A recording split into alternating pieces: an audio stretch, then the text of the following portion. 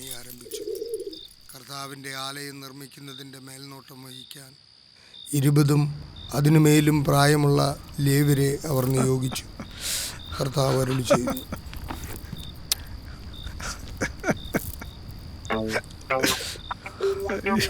ചേട്ടൻ നോക്ക്, പിള്ളേർക്ക് ഒരു കാര്യം ഇജാതി ട്രോളാ.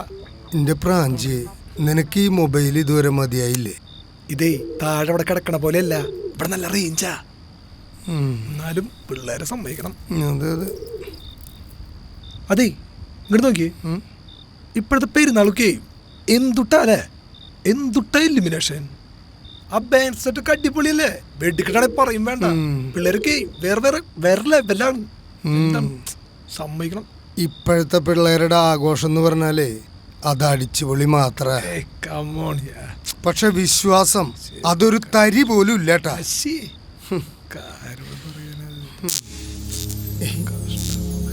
പ്രാഞ്ചി, നമ്മുടെ ഹൗസ് പുണ്യാളുടെ രൂപക്കൂട്ടിലെ ലൈറ്റ് മിന്നീടാ, നീ കണ്ടോ? ഉവ്വ് കത്തി. നോക്കാൻ എന്റെ പേര് പ്രാഞ്ചി എന്നല്ല, ഫ്രാൻസിസ് എന്ന് വിളിക്കും. ഓ, നീ ഒന്ന് ക്ഷമിക്കേ, കാര്യം പറയും. അതിപ്പോ ഇവിടെ പള്ളിപ്പടി നടക്കല്ലേ, എല്ലാ ലൂസ് കണക്ഷനൊക്കെ ആയിരിക്കും, ശരിയായിക്കോളും. അല്ലടാ പ്രാഞ്ചിയെ, അല്ല ഫ്രാൻസിസേ, ഇപ്പൊ അതിന് മാത്രം എന്തുട്ടണ്ട പള്ളിപ്പണി? അപ്പൊ അത് കേട്ടിട്ടില്ലേ, ഈ കാലം മാറുന്നതനുസരിച്ച് കോലം മാറുക എന്നൊരു സംഭവം ഉണ്ടല്ല, ഒരു ഇംഗ്ലീഷ് വാക്കുണ്ടല്ല, എന്നിട്ടാ change is the only constant element. അപ്പൊ ചേഞ്ച് അനിവാര്യ, ചേഞ്ച് അത്യാവശ്യ, എല്ലാം മാറിക്കൊണ്ടിരിക്കും. പക്ഷെ മാറാത്തൊന്നുണ്ട് കേട്ടാ, നമ്മുടെ പള്ളിയുടെ ചരിത്രം. ചരിത്ര ആ ചരിത്രം തന്നെയാണ് നമ്മുടെ വിശ്വാസവും. അതിന് മാത്രം നമ്മുടെ പള്ളിക്ക് എന്തെത്ര വലിയ ചരിത്രം. ഫ്രാൻസിസേ, 10,000 നമ്മുടെ പള്ളിയിലേക്ക് അടുപ്പിക്കുന്ന വിശ്വാസത്തിന്റെ പിന്നിലേ ഒരു ചരിത്രമുണ്ട്. നമ്മുടെ ഈ പുണ്യാളനോളം പഴക്കമുള്ള ചരിത്രം. ഇതാ കാണുന്ന പുണ്യാളനല്ലേ, ആള് ചില്ലറക്കാരനല്ല. അന്നത്തെ കൊച്ചിയിലെ ജൂതന്മാരുടെ ഒരു കമ്പനി ഉണ്ട്, കോഡാർ കമ്പനി. അവിടെ നിന്ന് പറഞ്ഞുണ്ടാക്കിയ രൂപ. ലില്ലിപ്പൂക്കളും പിടിച്ചു നിൽക്കുന്ന ഔസേ പുണ്യാളൻ പാതിരാത്രി വള്ളത്തിലെ കുമിൾമരത്തിൽ കൊത്തിയെടുത്ത പുണ്യാളന്റെ രൂപവുമായി കൊച്ചിയിൽ നിന്നെത്തിയപ്പോ അവൻ അറിഞ്ഞില്ല, കോടിക്കണക്കിന് ഭക്തജനങ്ങൾക്ക് ആശ്രയമായി മാറേണ്ട രൂപമാണതെന്ന്.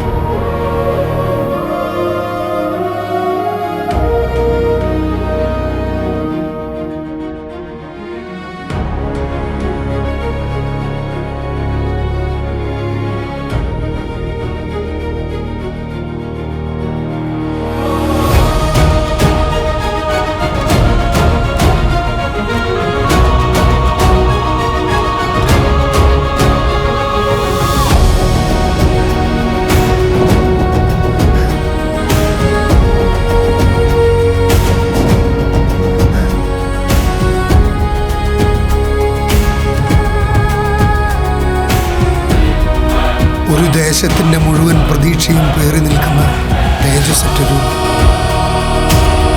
പാവറട്ടിയുടെ മണ്ണിലേക്ക് ഈ പുണ്യരൂപം എത്തിക്കാനുള്ള നിയോഗം അതെനിക്കുള്ളതായിരുന്നു.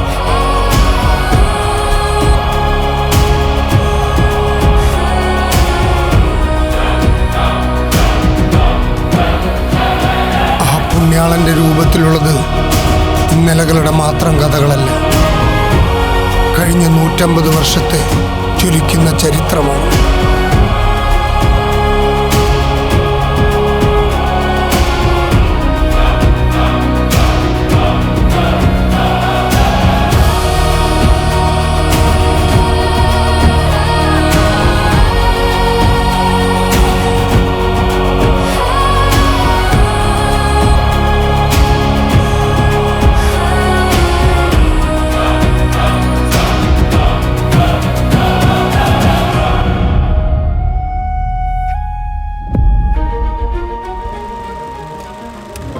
150 വർഷങ്ങൾക്ക് മുമ്പ് അവർ കണ്ടത് പുതിയൊരു ദേവാലയത്തിന് വേണ്ടിയുള്ള സ്വപ്നം മാത്രമായിരുന്നില്ല, മറിച്ച് ആ ജനതയുടെ ആത്മാവിന്റെ സാക്ഷാത്കാരം കൂടിയായിരുന്നു.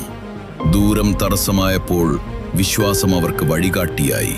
കഷ്ടപ്പാടുകളെ ആയുധമാക്കി അവർ ആ മണ്ണിൽ ഒരു ദേവാലയം പണിതുയർത്തി.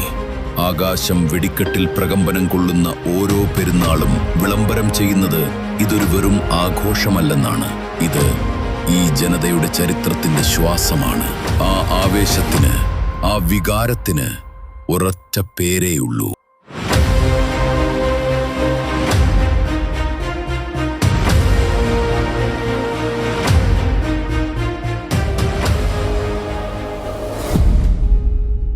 എന്നെ ശ്രവിച്ചുകൊണ്ടിരിക്കുന്ന വിശുദ്ധ യൗസേ പിതാവിൻ്റെ പ്രിയ മക്കളെ, ഏപ്രിൽ 25, 26 തീയതികളിൽ ഈ ദേവാലയത്തിൽ യൗസേ പിതാവിൻ്റെ തിരുനാൾ, ശതോത്തര സുവർണ ജൂബിലി തിരുനാൾ ആഘോഷിക്കുകയാണ്. ഈ ദേവാലയത്തിൻ്റെ മുൻപിൽ അഭിമാനത്തോടെ ഇരിക്കുമ്പോൾ നിങ്ങളെ എല്ലാവരെയും യൗസേ പിതാവിൻ്റെ ഈ 150-ാം തിരുനാളിനെ ഞാൻ ക്ഷണിക്കുന്നു. നിങ്ങളുടെ എല്ലാവരുടെയും നിയോഗങ്ങൾക്കായി ഞങ്ങൾ പ്രാർത്ഥിക്കുന്നു. വിശുദ്ധ യൗസേ പിതാവിൻ്റെ മാധ്യസ്ഥവും ശക്തിയും നിങ്ങളുടെ കുടുംബത്തിനും കുടുംബാംഗങ്ങൾക്കും എന്നും ഉണ്ടാകട്ടെ. എല്ലാവർക്കും തിരുനാളിൻ്റെ മംഗളങ്ങൾ നേരുന്നു.